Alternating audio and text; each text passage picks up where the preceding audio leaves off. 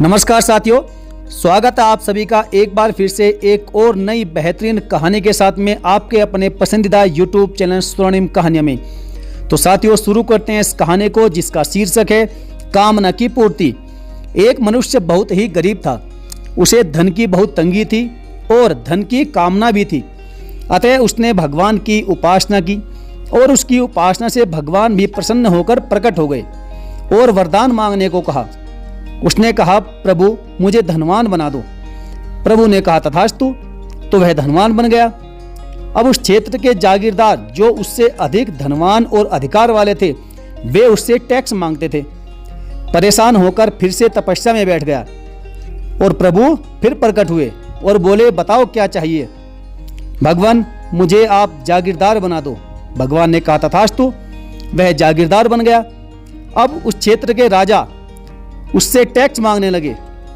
फिर से तपस्या करके राजा बनने का वरदान मांगा और राजा बन गया। लेकिन परेशानी ने पीछा नहीं छोड़ा। अब राजा के ऊपर जो महाराजा है वह इससे टैक्स वसूल करने लगा। वह परेशान होकर विचार करता है कि यदि मैं महाराजा बन जाऊं तो किसी को भी परेशान नहीं करूंगा, सभी को सुखी रखूंगा। अतः फिर से तपस्या करने बैठ गया। भगवान प्रकट हुए और वर मांगने को कहा। उसने कहा, भगवान यदि आप मुझे महाराजा बना दो तो मैं सभी को सुखी रखूंगा। भगवान ने कहा, तथास्तु। और वह महाराजा बन गया। परंतु यहाँ भी सबको सुख देने की उसकी कामना पूरी नहीं हुई।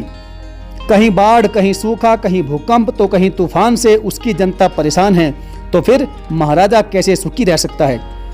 अब वह सोचने लगा कि यह सब किसके अधिकार क्षेत्र में है, यह सब कौन करता है। सलाहकार सचिव धर्म शिक्षक ने बताया कि महाराज, यह सब इंद्र के अधिकार क्षेत्र में आता है। फिर क्या था, वह पुनः तपस्या में बैठ गया और अपने इष्ट प्रभु से इंद्र पद प्राप्त करने की कामना की। भगवान ने उसे इंद्र के सिंहासन में बैठा दिया, किंतु यहाँ पर भी उसकी कामना की पूर्ति नहीं हुई, क्योंकि ब्रह्मा जी जो लिख कर देते हैं उसके अनुसार ही इंद्र को काम करने पड़ते हैं। अब इसको लगा कि शायद सबसे बड़े ब्रह्मा जी ही हैं जो सबके भाग्य का निर्माण करते हैं। उसने फिर तपस्या की। अब प्रभु ने कहा कि भक्त, अब क्या चाहिए। उसने कहा, भगवान मुझे ब्रह्मा बना दीजिए, मैं सबकी किस्मत अच्छी ही लिखूंगा, किसी के भाग्य में कभी भी दुख नहीं लिखूंगा।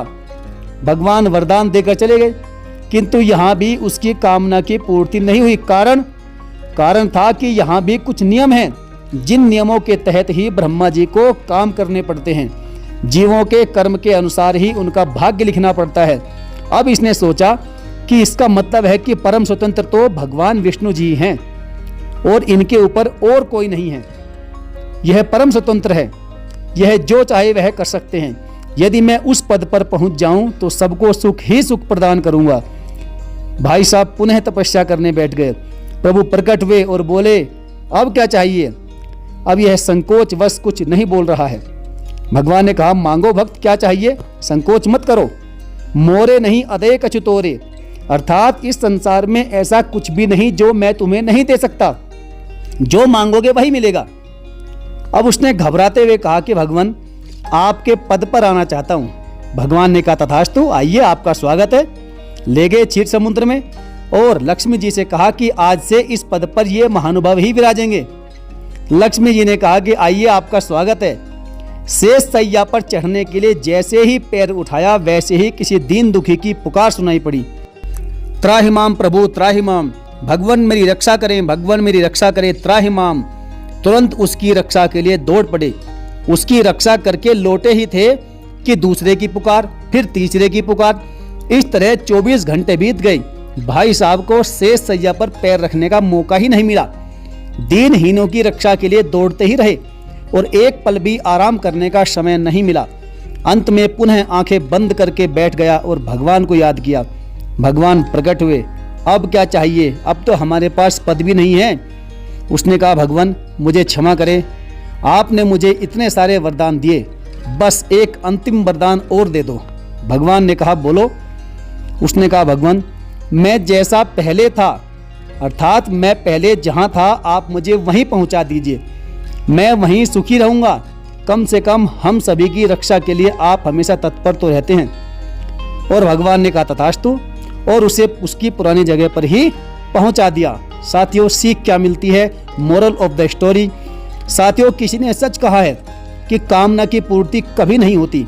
आपको जितना मिलता जाएगा आपकी कामनाएं उतनी ही और अधिक बढ़ती जाएगी। इसलिए जो प्राप्त है वही पर्याप्त है।